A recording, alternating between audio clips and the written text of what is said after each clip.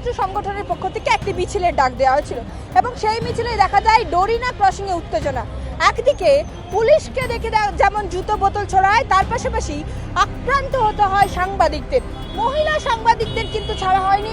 এই ঘটনায় আমি ছবিটা দেখাবো। এই মুহূর্তে 13 জনকে গ্রেপ্তার করা হয়েছে পুলিশের পক্ষ থেকে সাংবাদিকদের আক্রমণ করার ঘটনায়, এবং তাদের মধ্যে 5 জনকে নিয়ে কিন্তু আজ একেবারে পুনর্নির্মাণে আসেন পুলিশ আধিকারিকরা। ছবিটা দেখাবো এই মুহূর্তে।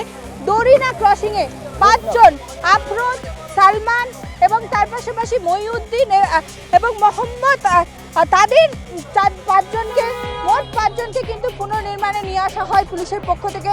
একেবারে দেখা যায় গোটা যে ডোরিনা ক্রসিং এলাকা, অর্থাৎ যেখানে সাংবাদিকদের ওপর আক্রমণ চালাচ্ছিলেন তারা, সেই এলাকায় নিয়ে আসা। কি বলবেন, কেন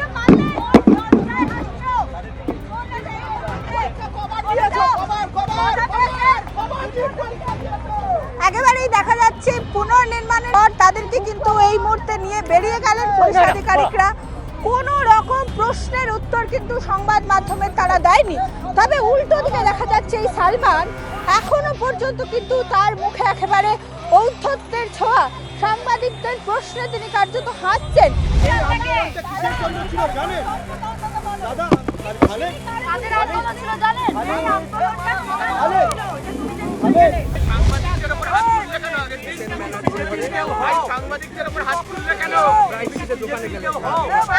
কেন সেদিন সাংবাদিকদের উপর আক্রমণ করা হলো? যে অভিযোগ ইতিমধ্যে মুখ্যমন্ত্রীও করেছেন যে তাদের বিশেষ কোনো উদ্দেশ্য ছিল। কারণ দেখা যাচ্ছে যাদের গ্রেপ্তার করা হয়েছে তারা কিন্তু একটি সংগঠনের সদস্য, এবং তার পাশাপাশি সেটা আরও দেখা যাচ্ছে এর মধ্যে আফরোজ আরও বেশ কয়েকজন রয়েছে যারা কিন্তু তৃণমূলের নেতা হিসেবেই পরিচিত।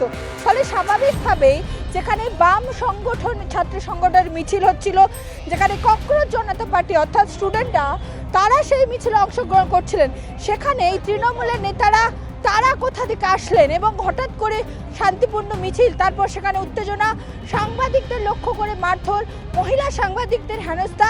কি উদ্দেশ্য ছিল, কারা নির্দেশ দিয়েছিল বা কার কথায় তারা এখানে এসেছিলেন, বারবার প্রশ্ন করাতেও কোনো প্রশ্নের উত্তর কিন্তু দেননি অভিযুক্তরা। সাংবাদিকদের মারার জন্য কেউ পাঠিয়েছিল?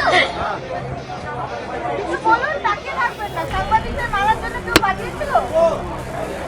কে পাঠিয়েছিল? কে পাঠিয়েছিল? দেখার দরকার নেই, নিউজ টাইম এটা, ভালো করে দেখে নিন কে পাঠিয়েছিল। মুখটা তো দেখলেন, কে পাঠিয়েছিল এবার বলুন। পুলিশের পক্ষ থেকে তাদেরকে নিয়ে আসা হয়, পুনর্নির্মাণ করা হয়, গোটা বিষয়টি খতিয়ে দেখা হয়, অর্থাৎ কিভাবে আক্রমণ করলেন, কোনো উদ্দেশ্য ছিল কিনা, পুরো বিষয়টি পরিকল্পনা ছিল কিনা, গোটা বিষয়ে কিন্তু একেবারে খতিয়ে দেখা হয় পুলিশের পক্ষ থেকে। তবে দেখা যায় যাদেরকে দেখা গিয়েছিল ইতিমধ্যেই বিভিন্ন ফুটেজে সাংবাদিকদের রীতিমতো মারধর করা হচ্ছে, সেই জায়গায় আজ কিন্তু কোনো প্রশ্নের উত্তর তারা দিতে পারেননি। অর্থাৎ কেন মারধর করা হলো, কি উদ্দেশ্য ছিল, কে বা কারা পাঠিয়েছিলেন। যেখানে দেখা যাচ্ছে যাদের নিয়ে আসা হচ্ছে বেশিরভাগই 30-এর উপরে বয়স, সেক্ষেত্রে তারা কেউ ছাত্র নয়। তারপরেও এই আন্দোলনে তারা কি করছিলেন, সমস্ত বিষয়ের উত্তর কিন্তু খুঁজছেন আপাতত পুলিশ আধিকারিকরা।